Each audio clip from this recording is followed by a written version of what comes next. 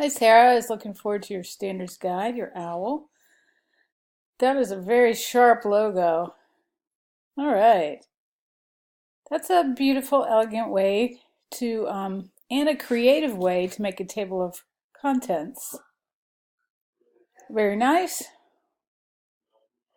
This is, one word on a line is considered a widow, and you want to edit those out of short documents. Like, people don't bother with books, but they do with everything else. So how you do that is you either return something in this sentence or you add more copy to it so you don't get those.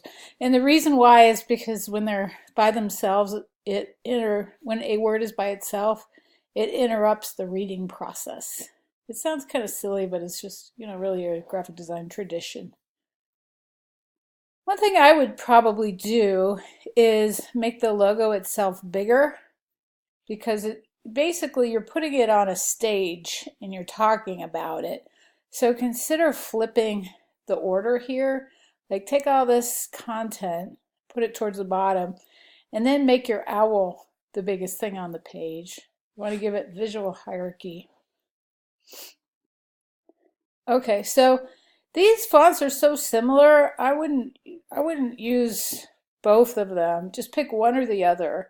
And then if you want something else to support that font in the typeface, choose something entirely different, like a very simple sans serif.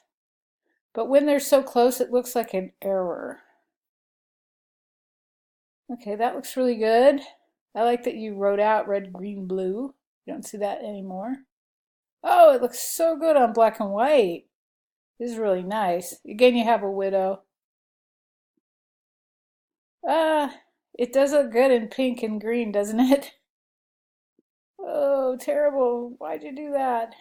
Look what they did. I kind of do like it with one big eye though as well. One thing you might want to do also, if I can't tell exactly, but you want to be consistent with the body copy. Anything repeated in a multi-page design document, you want to define what those will look like, and then you stick to it, and that'll make your work look really tight. For example, these headers that you've created are always the same. They're always the same font size, the type's always in the center, it's always this rectangular box in the square, so it looks really tight that you're repeating that. Also do the same with the body copies. Pick the same font, same font size, same leading, and whenever you can, the same consistent location. All right, so the business card and the letterhead, this looks really nice. I like that you made a signature. Consider though, cutting that body copy in half. It'll look like a cleaner presentation without it all. And then also, you're talking about legibility with letters, and the post office is real fussy about that. So this black and gray are so similar. Consider, at least showing it in white. Same with your name. The gray down here gets a little murky. And if you use cheap paper, they'll kind of blend together. Keep that in mind. Very nice. Okay. Overall, I think you've done a nice job. I would just be, get a little more consistent detail work. And if you have any extra pages, delete them. Bye.